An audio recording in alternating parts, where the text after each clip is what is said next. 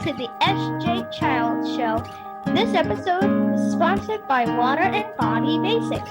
Visit 3440 South, 5600 West, West Valley City, Utah. Mention SJ Childs today.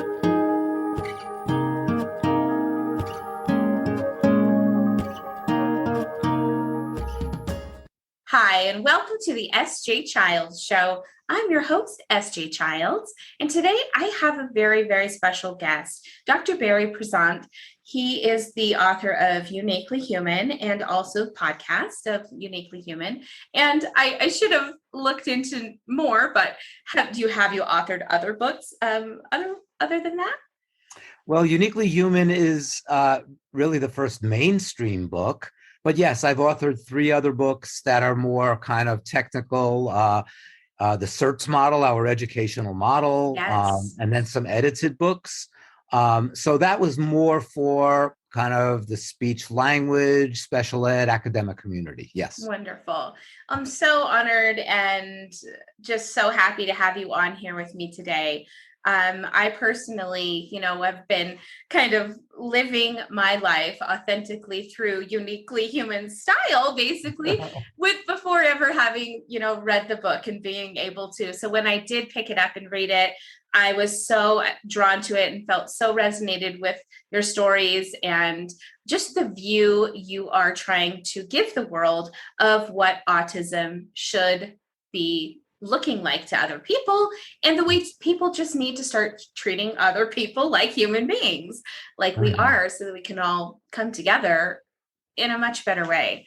So yes. I appreciate that. Tell us, what got you started in being an author? Was that something you had looked into before? Or? Well, that's a great question. Naturally, being in academic settings for so many years, it was expected that I would do writing, but I always felt the need, because I started out my career as a summer camp counselor, as a teenager. So, I surprise people when I say I just passed my 50th year, not 15th, 50 year in the field. Wow. Because I started out when I was about 18 years old, 19 years old, as a summer camp counselor. But then I went into academics, and it required a lot of writing, but I always did want to write and reach as many people as possible. And so I did do a column for 5 years for a now extinct, it was actually a wonderful periodical magazine called Autism Spectrum Quarterly. And I have actually on my website, which is just my name, barryprizant.com, I have a lot of those articles as free downloads. Great. So I wrote about 30 articles there. And then so much of the way I've always taught was telling stories. And so this is kind of the story of Uniquely Human here. A number of years ago, my wife said to me, Barry, I learned so much about autism through your stories. And I mean, she's a clinical psychologist and a nurse, but wow. Her area is not developmental differences in people. Long story short, that really gave me the motivation to write a storybook from which people can learn. And that's what Uniquely Human is, as you know. Yeah. It's just dozens and dozens of stories.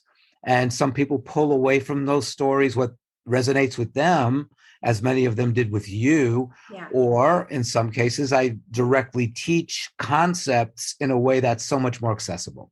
Yeah. Well, and I feel like I've been able to teach some of those aspects to people along the way now with my, with that knowledge. I've been able to help people to, if your child is struggling to go to this same building, let's figure out the why. What happened in this situation? I really learned a lot from that and thought about things in a whole new way, because I think that kind of, you need to just have like a light shown on it so you can look at it and say, oh my gosh, okay, this is different than what I thought it was, thumbing through the dark, now there's light shown on it and I can really understand how to help my child. Yes. And, there's one thing I say, which I hope it doesn't insult people who do primarily research or live their lives in the ivory tower of academia. But I really feel the most significant changes in the world of autism and neurodiversity now have come about because of stories. Mm-hmm. It started out, at least in autism, it started out with Temple Grandin, and now it's A few years ago, I said dozens and then hundreds and now thousands It's amazing. of neurodivergent and autistic people around the world telling their stories, whether it's on Zoom, whether it's a live conference, whether it's in their writings, in their books. You just mentioned Eric Garcia, one of the latest books to come out. And I feel the biggest pushes in the field have come from the community, not from people doing experimental Their research. masters. Yeah, exactly. And I do agree with that. And I do see so many, I have about a 650 member group in my community that I run. And I see like the parents that, go back to get their masters to understand, go out and do these things. And that's wonderful. That's wonderful. I feel like mine is kind of the same way, teaching people through my experiences, showing them that, hey, this is what I've learned from this experience, and this has worked, and this may not work for your child, but you could try it. And I think the best thing is for our parents to have an open mind about the expectations they have, because I think that that's where we've all kind of taken maybe expectations from previous generations and brought them to the table in our parenting. They don't work for this type of parenting style. It's a completely different type of parenting style. In fact, I used to joke around that it's like having a house with round walls. There's no corners. Everything is different than you're used to. You can't say go sit in the corner because it's round, right? You have to completely relook at the way you're looking at your environment and the way your children are reacting to environments. And so, I just always have been a big advocate and want to do the same, want to just like change everybody's views out there to the way I see it, in the way I see the beauty and the innocence and the amazing, brain power of autism, rather than the behaviors that people see. I don't see those things. I see those behaviors as being kind of, brought onto them more or less, rather than them bringing them to the family. Yes. One of the things that I say, even the language that we use, in Uniquely Human, I make the point that probably autism is one of the few times where when we use the term behavior, it usually means something, quote unquote, that is challenging or undesirable. Yeah. That's how the field has been. And you just alluded to that. The news that parents got for so many years, and I am still shocked how many parents of recently diagnosed kids still get the doom and the gloom. Absolutely. And what motivated me to write Uniquely Human in part, and it came out, it's hard to believe, 6.5 years ago, and so it was written like 8 years ago. But what motivated me to do that in part was trying to say, wait a second, in part the professional community has been the community that really has perpetuated, don't expect a good quality of life for you or your kids. Yet for decades, I know so many families where I knew their kids when they were 3, 4, and 5, and they're 35 now. Yeah. And even though, yes, and I always try to make the point that there are real challenges, there are real issues, but I don't see what, it's a long story, but what Robert F. Kennedy Jr. said a few years ago, that millions of devastated families, millions of children whose lives have been destroyed. I see families with challenges working hard to deal with that. I see a lot of happy families, but I do not see millions of devastated and destroyed families and children. 100%. Yet that is the narrative that is still out there. It's changed quite a bit over the last few years. But then people have swung to the autism is just paradise and all roses. And we can't go there either. No. We have to understand.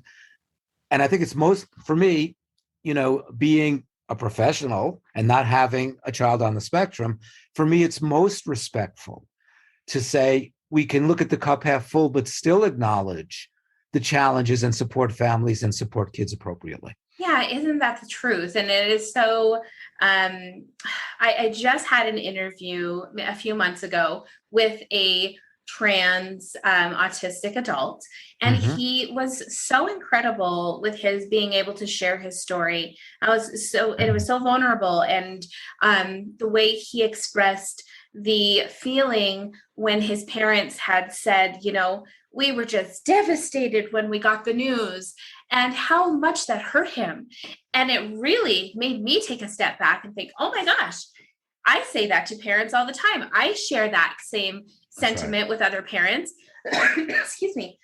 Pardon me. And now I step back from that, because now I've been, when we know we can do better, now I have this information that could be slightly, damaging to that person's empowerment, basically. And so now I'm leaning on, when our daughter was diagnosed, it was just like excitement. And we were thinking, should we throw a party?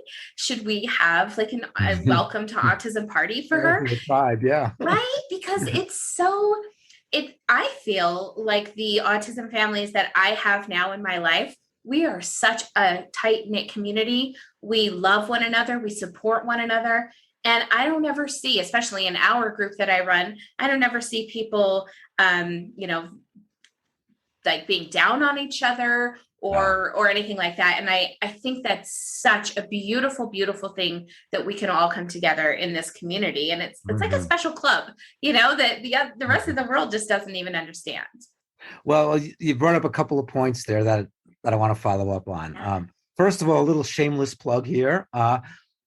This week, literally 3 days ago, I sent in the revised and expanded Uniquely Human book to my publisher. And that'll be out in April. And the reason I'm bringing that up, the first week in April, and I'm bringing that up because I end the book in an epilogue on the importance of autistic people and families finding their community. Yeah. That you just expressed how important it is and how it's changed your life. I mean, you're not just finding your community, you're creating a community through your podcast. Yeah. And so, I mean, that's just so critical. And the people who are, and in some cases, suffering the most, who are so isolated, they have not found their community yet. I mean, look at all of the self-diagnosed or the recently diagnosed adults who went for decades, not even knowing they have a community out there. And then the revelation, oh my God, I was just diagnosed and I just discovered this whole community of support. Yeah. And people who know me. So that was the first point. The second point is with a little bit of a delay due to COVID, we are back this spring and doing our annual parent retreat weekend. Wonderful. So this is our 25th anniversary. Oh my goodness. 25 years we've been doing a parent retreat weekend. This coming April, it's going to be on a farm retreat site up in New England, up in New Hampshire.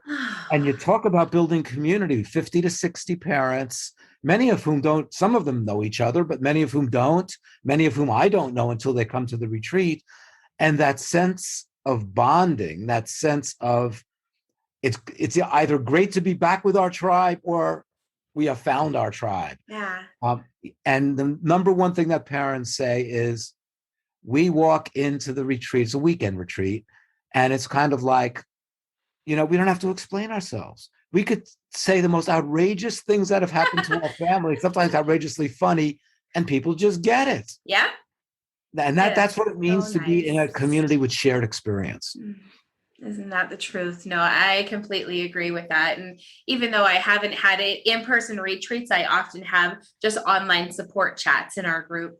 And to be able to get together and to listen, just like you said, listen to the sometimes absurdities that are just normal life for us, it's ever evolving, isn't it?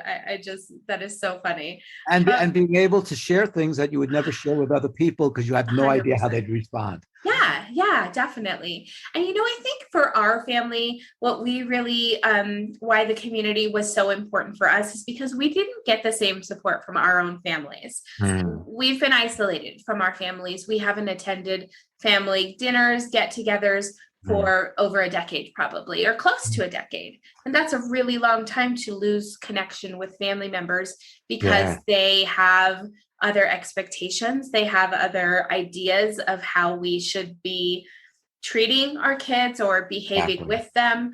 Yeah. And that's okay. We finally were like, this is too much havoc. It's too much negativity and trauma for us to have to keep explaining or have to pull the kids aside or make them sit in a separate place, or it's just crazy the things that Right. you hope that your own blood and family would be like, yes, we're family, everything unconditional, but it's not Yeah. so. It's not so when you have, older generations that are less flexible to the Right. ideas that we have in today's society.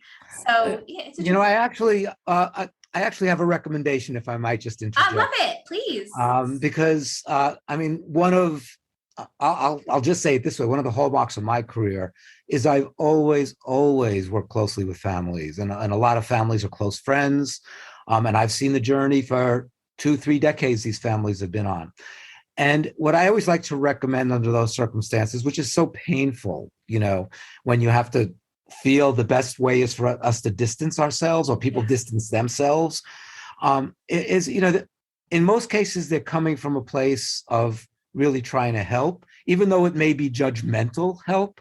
So what I usually recommend is acknowledge their intention. Say, listen, I know you really care about us. I know you care about my child, but we have things under control. We're doing fine. This is the way we see it. Thank you. Yeah. Thank you for really wanting to help, but we know what to do. Because sometimes, and I know some parents who admit it to me, sometimes they get angry when somebody, oh, your kid needs more discipline, or why do you do this with your kid? You should be doing this. And we say, oh, just shut up or get out of here. But it might be said in a very judgmental, harsh way, but usually it's coming from a place of caring. Yeah. I have some distance on this. I could say that because I'm not a parent experiencing that. Yeah. It doesn't always work, but it's worth a try. Absolutely. No, I completely understand that. And a little quote my husband came up with for us and kind of, our spiel, if you would, everything is a little bit of a little bit of knowledge turns fear into understanding. And just kind of like you said, I mean, I have 7 children's books all about special needs. And the reason I did that was because I believe that children don't come into this world. They don't come up to these people with judgments. They don't come up to them having hate and discord for people or anything. They want to be knowledgeable. They want to understand. And without that understanding, sometimes it's fearful, it's confusion. You don't know how. And so when our parents take real control and say, we're going to teach our kids about 100%, the fact that there are 100% differences in our community, whether neurodiverse or not.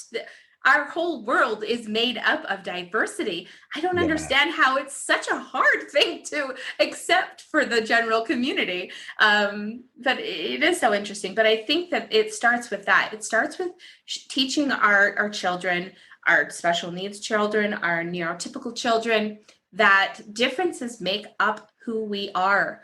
And when you go into a relationship accepting and wanting to find out their differences, you no longer look at them as negative traits, right? That's right. And I always like to emphasize, I can go into a classroom and a teacher's complaining about a child's behavior. Well, he's just manipulating me, or he just wants to control. I always bring it back to, would you agree that children on the spectrum, or children who are neurodivergent in other ways, maybe ADHD, maybe anxiety issues, would you agree that these kids have neurological differences that underlie what's going on?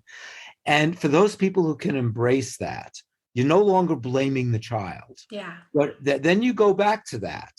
And then I also really see when people say, I never really thought about it. Yes, I teach, I'm talking about a child on the autism spectrum, but there's a girl next door at home. She's really, really anxious. And I mean, everything from anxiety issues to some forms of mental, health issues.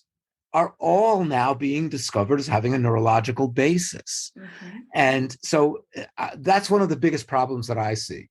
People first blaming kids and then blaming parents for the way they raise kids, for their kids' behavior. Right. But if you could keep coming back to, I'm talking about facts here. I'm not talking about something I'm dreaming up. Right. There are neurological differences. So shouldn't we be understanding and supporting rather than just trying to change and make this kid look quote unquote typical or normal? Yeah, I agree completely. In fact, coming back again to my own personal experience with that and having, a family member say, I don't understand why you are putting so many labels on your child. And it was in that I said, okay, now, would it be fair for my child if I kept her in a classroom where she wrote letters backwards, doesn't understand how to read, and we just call it that's what it is, and we don't really look at it and give her support and give it a name and give it that's not fair to her. That's not fair just because of your fear of labels or what the name of things look like. It's not helping her in her situation to ignore that the letter 9 and the letter P and the number 9 are the same in her brain. And that's tricky. That's really tricky. And the damage comes when a well-intentioned teacher says, I just keep trying. She just can't learn. She's too sweet. That's what they said. She's too kind. She's too nice. There's no way she has dyslexia. She's a smart girl. She's so what does that sweet. have to do with what does that have to do with dyslexia?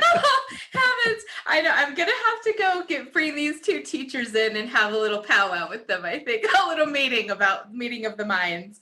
Well, I mean, in a way, it is interesting that what they attributed was something positive. She's a very nice young girl. Exactly. Yeah. Right. As you know, too often it goes the other way. And that's that is so interesting you said that. It is so often that it goes the other way. And so having, I think, this sweet young daughter that people were like, autism, like, why would you even say that about her? And I was like, well, because that's who she is. That's like, literally, this is her heart and her mind, the way she thinks. I mean, I've never, I feel like the basis of our family genetics are very highly intellectual. And boy, I'm enjoying every second of that in our home. As you can see with DJ, he's 11 years old.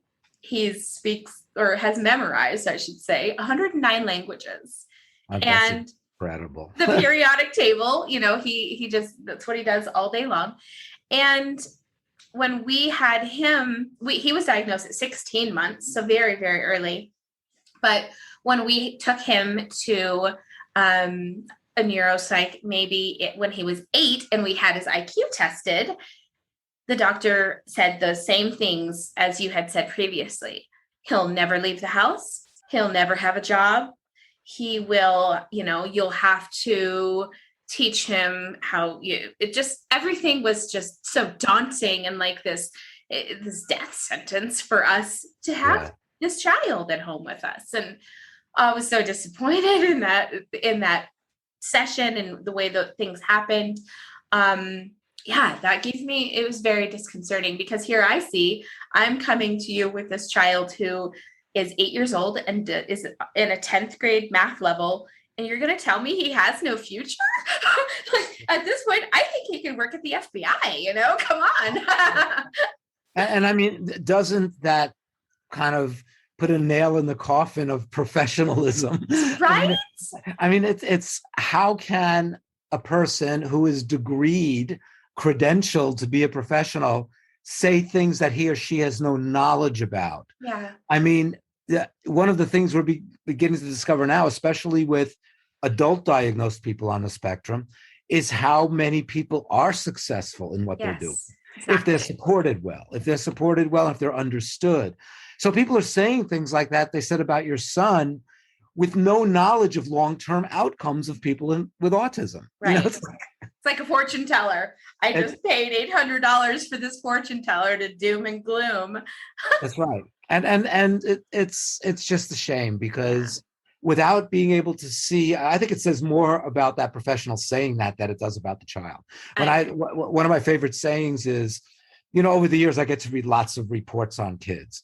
And if it's a very young, even if it's not a young child, and the report says, oh, whatever, Billy is non-communicative, that tells me more about the person writing the report than it does about Billy, because everybody is communicative. Yep. You just didn't make a connection with him. So he didn't want to communicate. Yeah. Or you didn't observe well what was going on. Or you didn't speak enough to the parents to tell you how he or she communicates. So true. Yeah, isn't that the truth? And it is, you see, I'm so glad that today's society, they are, like you said, coming out in more of the thousands. And now you see people like Elon Musk coming out and saying, I have Asperger's. Well, doesn't that kind of put the cherry on top of the cake and for people? Because here's someone who is, the richest man in the world, who people, if we would have gone with this doctor's idea that we had seen, this guy'd be still living in his parents' basement. That's right. Yeah. And people who are listening now might say, well, Elon Musk, well, he's really an exception. I'm going to tell you a little story. I'm not going to mention the name because I don't want to talk about somebody, but I'm speaking now to a person who's a very successful producer for television shows and recently diagnosed, but he's an older man. And he said the other day that he was so uninterested in school when he was 8 or 10 years of age and often looking at the ceiling and zoned out that literally the teacher reported him as being on drugs. Oh. And so we're not talking about people, and he's extremely successful now. We're not talking about people who, when they were young, didn't show real issues. Because there is this tendency, as you well know, to take people who have come out who are highly accomplished and say, well, that's a whole different group than what we're talking about. Yeah. And it's not always the case. No, I completely agree. And, as people, my viewers and listeners know, you can go back through my podcast and see tons of success stories and from autistic adults. And they all are so very unique and they all have challenges. They all have things that they've had to overcome, even to get to the level of success that they're at now. Just like I was telling you, just spoke to Armani Williams yesterday, NASCAR's first African-American autistic driver. Mm-hmm. And what an incredible guy. And, he said when he was, younger and he didn't even know how to speak to people. Mm-hmm. He took extra speech classes because he knew if he was going to be a driver someday, he was going to have to talk to people. He was going to have to go outside of his comfort zone and be a public speaker. And he worked so hard on that. And I think that when people, they probably don't know that. They probably don't think, oh, this guy took 12 extra speech classes just to be able to give these interviews. Mm-hmm. And how many times have you heard, I'm sure you've heard a lot, of people on the spectrum. I'm thinking of one dad who's an investment banker. And he said, the investment banking piece, it's like breathing air to me. The finances, the economics, the math, no problem. I have to sit home at night and read books about people to understand their facial expressions, to understand how I could be a more effective communicator. Yeah. And so that brings us right back to different brains. It's about respecting the diversity that you mentioned earlier. That's what in the ideal of all worlds, that's what's going to make a much more compassionate society. Mm-hmm. That's going to reduce so much conflict. That's going to reduce so many mental health issues in people. If we just recognize the differences and with that understanding, provide the appropriate supports, the appropriate, job environments and the appropriate school environment. So important. Yeah, I agree 100%. Let's talk a little bit about your podcast so that we can definitely get some people promoting that and going over and listening. Yes, absolutely. Well, the website is Uniquely Human, the podcast. Perfect. So if you go to uniquelyhuman.com, you'll see all of our previously released podcasts. We also have discussion questions following each one. Some people in schools like to follow up. And we're approaching our 40th in the last little over a year that we've done. I like to practice what I preach, quote unquote. So a very dear friend is my partner. He's on the spectrum. David Finch. Dave is a New York Times bestselling author. And the name of his book, which came out in 2012, is The Journal of Best Practices. And it's about how he became, how he kept a journal of trying to be the best husband and the best father he could be. Because he wasn't diagnosed until he was married for 5 years and the marriage was falling apart. And the marriage is very healthy now. Great. His wife, who's no longer a speech language pathologist, was at that time. She's now a personal coach. And she diagnosed him 5 years into the marriage using a checklist. ADOS right here, sat my husband down and said, "You have Asperger's, mister." So yeah, same thing happened here. That is such a funny story. And it's amazing too, when he realized he had, and he could put it all together, it was just like, yes, this all makes sense now. That's right. Yeah. So Dave and I have a blast on the podcast. He has a great natural sense of humor. We've really developed this. I knew him ahead of time. We never lived in the same place. He lives in Denver and I'm in Rhode Island. But we worked together on a project a few years ago that it's kind of funny. We joke around the project, not due to anything about us, but the project fell apart.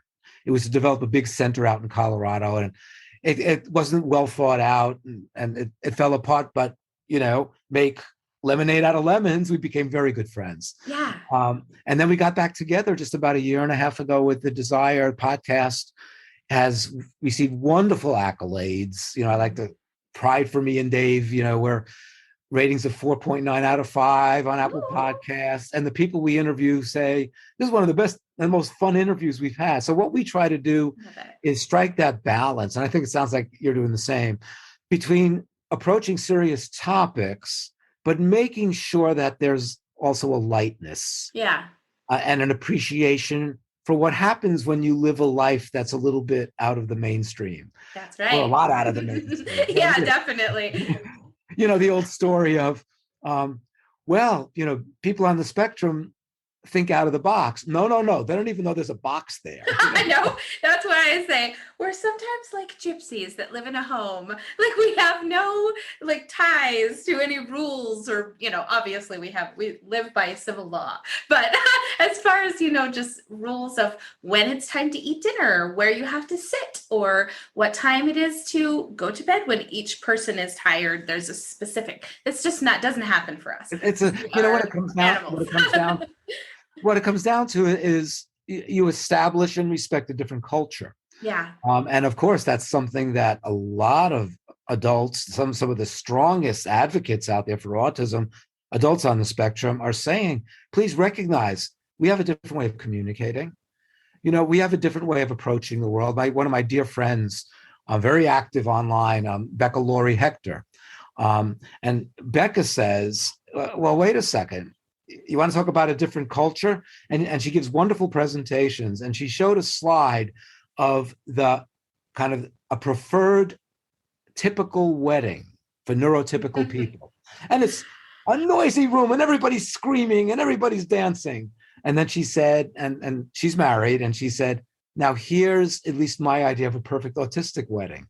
And it's just she and her husband in this beautiful wooded area on a cliff overlooking a valley, and it's just the two of them, and it's tranquil and it's calm.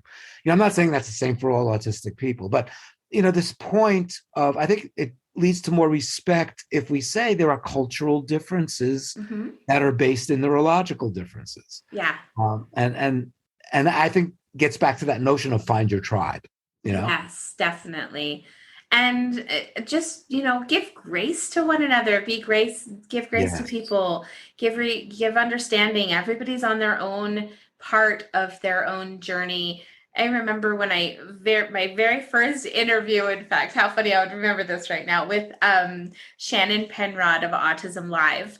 And I went on and she said, Sarah, we were talking about my children's books, and she said, I just love how each parent, each person, on the autism, in the autism community, finds their time in their place, in their own way. And we all rally around you and we all respect it. We all are excited for whatever step that is, whether, your child got up and said good morning to you for the first time.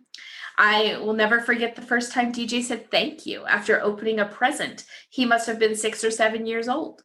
And I mean, by that time, we've gone through 6 Christmases, and never once had he ever shown or told us thank you. And oh my gosh, I can't imagine how emotional and blown away we were at that Christmas. Yes. So. Well, I mean, being a speech language pathologist by training, it really gets to, what is authentic connection? Mm-hmm. And let me just tell you a quick story. It's on your point. I love it. I was consulting to a school a few years ago, and I was watching this child being drilled on giving longer and longer sentences to picture cards. The big blue horse is jumping over the fence. Good job. On and on and on. Okay. And I knew just from my training that he pretty much had memorized the sentences. He probably didn't understand what he was saying. Yeah. And yet this was credit as progress in communication. All right. Then as I was leaving the building that day, the principal who I had met earlier stopped me in the hallway and said, oh, Barry, Dr. Prizant, can I just say something to you? And I said, absolutely. And she said, little Stephen, who I know you were observing today and consulting for? I said, oh, yeah, I just enjoyed watching him in his classroom. She said, he came up to me the other day and he said hi. And I wanted to cry. Oh. And he says, that's the first real reaching out. Because I would always say hi to him in the hallway. And he looked right at me and said, hi. And that connection. And I'm thinking of, boy, is that an incredible example of authentic communication and connection? Yes. As opposed to, in some cases, what we've been doing for years and thinking that's progress. Yes. Isn't that the truth? And so we have to think about that. We have to think about going back to what really makes a difference in a child or a person's life that improves not only quality of life for them, but improves quality of life for everybody around them. Yeah, that's certainly true. Oh, I love that. What a pleasure and an honor it's been to have you on today. I am so grateful for your time and so thankful to have you here. Before we finish, though, I mean, you did say your websites and things, but please repeat them again so that we can make sure we're able to, go and visit. And I recommend your book to, hundreds, thousands of people all the time. So you should have some more book sales. No, I'm kidding. You're so kind. One of the other things I'll say, again, I say this with pride, excuse me, the book and the new edition, the book currently is translated into 21 languages. Yes. And so the appeal is universal. And it's been pretty much up there as the best-selling book on Amazon for a few years in the category of autism. Yeah. And it's been a surprise to me that everybody from autistic people to parents, people diagnose themselves when they read the book. It's been embraced from a very, very wide range. Yeah. So my website is my name, barryprizant.com. Uniquelyhuman.com is the website for our podcast. Please listen to the podcast. We think you'll enjoy it. It is not academic. It's not spewing facts. It's Dave and I meeting wonderful people, as you do on your podcast. Yeah. And what else could I tell you? We will be posting soon information about the parent retreat. Great. And we're also doing a parent retreat training. Ooh. Where people come in for a day before the retreat. We do a full day training with them, and then they stay for the retreat, and then they bring it back home with them. I love that. So that's going to be the weekend of April 9th, 2022. What else could I tell you? I think so many things I'm involved in. I'm involved in the arts and theater and autism, a lot of other things. But wonderful. This has been a pleasure. And And thank you so much for having me on. Oh, it's so nice to chat with you today. And I hope that we can stay in contact and Very much. follow up with each other in the future. So thank you so much. We'll be in touch. Thank you.